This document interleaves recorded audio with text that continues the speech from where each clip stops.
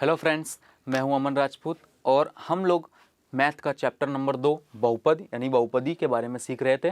दोस्तों, हमने previous lecture में क्या देखा था कि शून्य तथा सगुणकों के बीच में संबंध किस तरह से स्थापित होता है, कौन कौन से फॉर्मूले बनते हैं, जो कि हमने रैखिक बहुपदी और द्विघात बहुपदी के लिए सीखा था। रैखिक बहुपदी में डायरेक्ट शून्य मिल जाता है, वही उसका फॉर्मूला होता है, और द्विघात बहुपदी के अंदर दो शून्य प्राप्त होते हैं और उसके दो फॉर्मूले भी बनते हैं।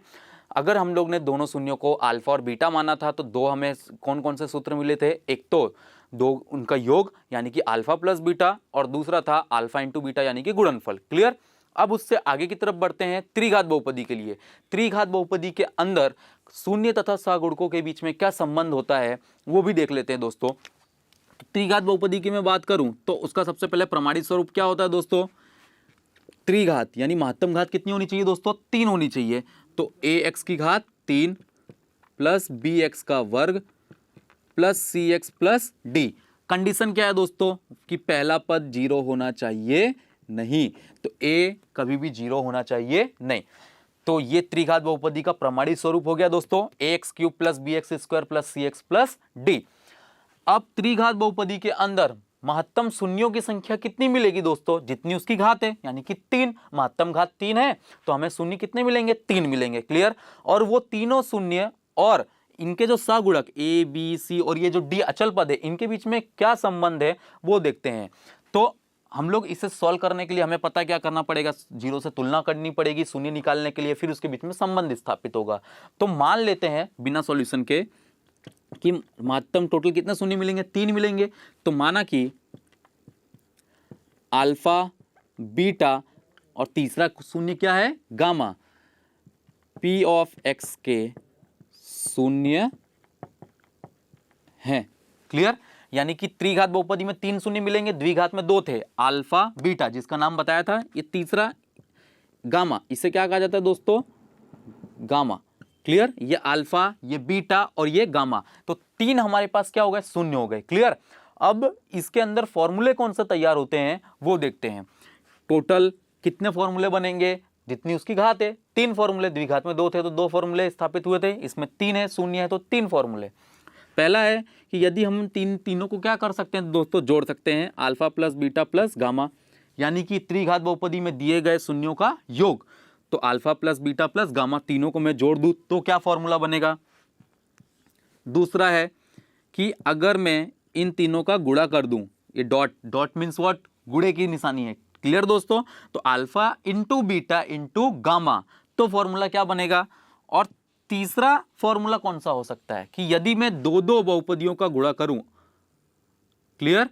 दो दो बहुपदियों का गुणा करूं इस तरह से, एक है दोस्तों alpha into beta, beta into gamma, और तीसरा है कि डायरेक्ट हम लोग बात करें गामा इंटू अल्फा। यदि मैं दो दो बहुपदियों का गुणा करूं और फिर उन्हें जोड़ूं तो क्या फॉर्मूला बनेगा, यानी कि दो दो बहुपदियों का गुणनफल, तो अल्फा इंटू बीटा गुणा कर दिया दोस्तों। अब उसमें मैं प्लस क्या करूंगा, इन दोनों का गुणनफल, यानी कि beta into gamma plus gamma into alpha.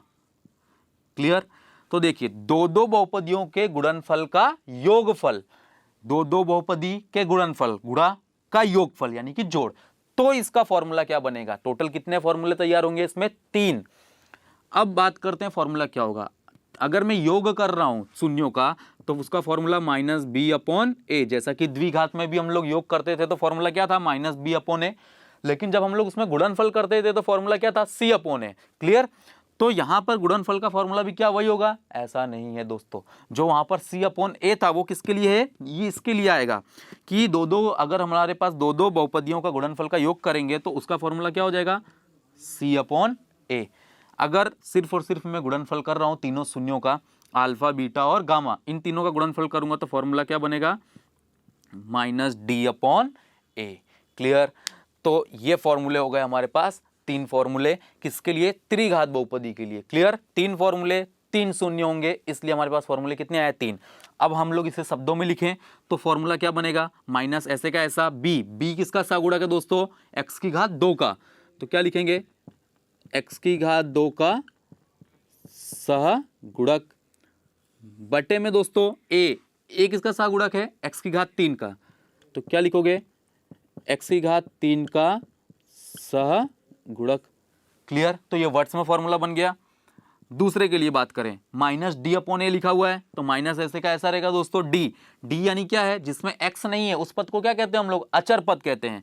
तो यहां पर क्या लिखेंगे हम लोग, अचर पद बटे में ए किसका सहगुणक है, x की घात 3 का, तो क्या लिखेंगे, x की घात 3 का सहगुणक। क्लियर, तो दूसरा फॉर्मूला भी तैयार हो गया दोस्तों।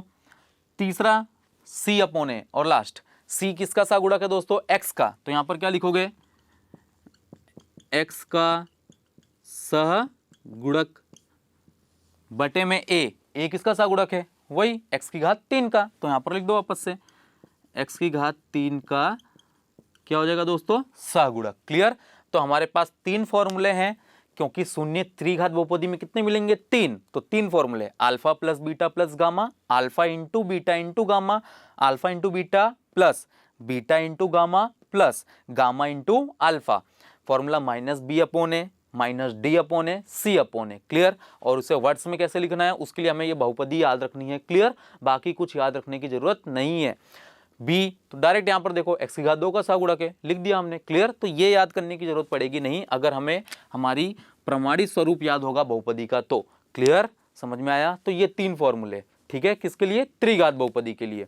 अब त्रिघात बहुपदी का हम लोग एग्जाम्पल लेते हैं, और एक एग्जाम्पल से ये समझते हैं कि इनके जो शून्य और सहगुणकों के बीच में संबंध है, अगर हमें त्रिघात बहुपदी एक दे दी जाए और पूछा जाए कि संबंध बताइए, तो कैसे बताएंगे, तो देखते हैं दोस्तों एक एग्जाम्पल से।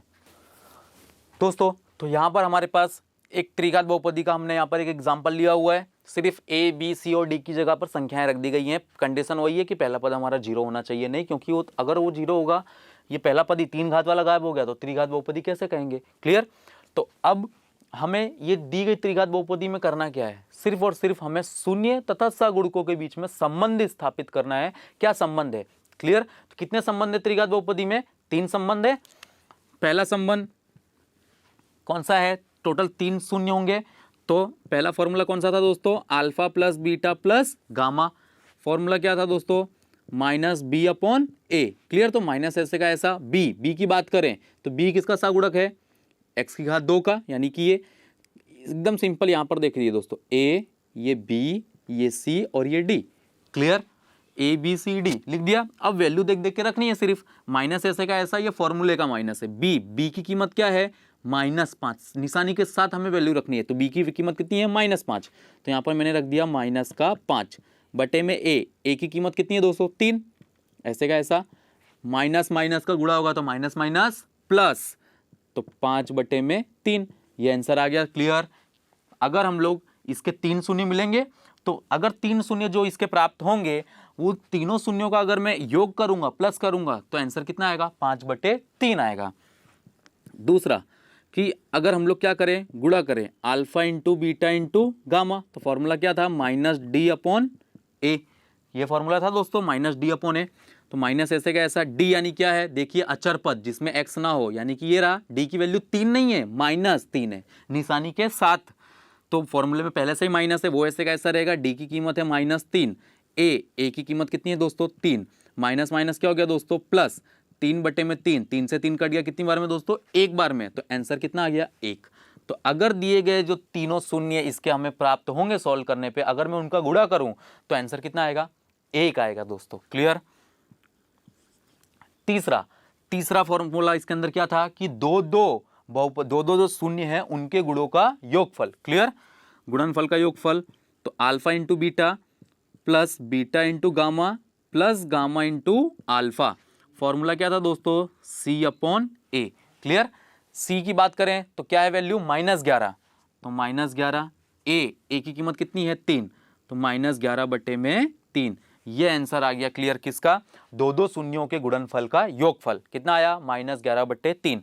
सिर्फ और सिर्फ देखिए हमने फॉर्मूला यूज किया, सामने वैल्यू पुट की और डायरेक्ट आंसर आ गया। क्लियर, यहां पर अगर तुम इसका शून्य निकालते सॉल्व करके, p ऑफ x की तुलना 0 से करके, फिर इसको सॉल्व करके गुणनखंड के तरीके से इसका शून्य आते, कितने शून्य आते, 3, उन तीनों का फिर जोड़ गुणा और दो का गुणा और योगफल करते, तो ये आंसर प्राप्त होता। लंबी प्रोसेस, अगर डायरेक्ट निकालने को कहा जाए तो सिंपल है, फॉर्मूला यूज करेंगे, फॉर्मूला यूज किया और डायरेक्ट वही आंसर आ गया, जैसा कि हमने द्विघात में भी सीखा था। क्लियर। तो आज हमने इस चैप्टर का जो टॉपिक था हमारा शून्य और सगुणकों के बीच में संबंध, रैखिक बहुपदी के लिए, द्विघात बहुपदी के लिए और त्रिघात बहुपदी के लिए, उसे हमने यहाँ पर कंप्लीट कर दिया है।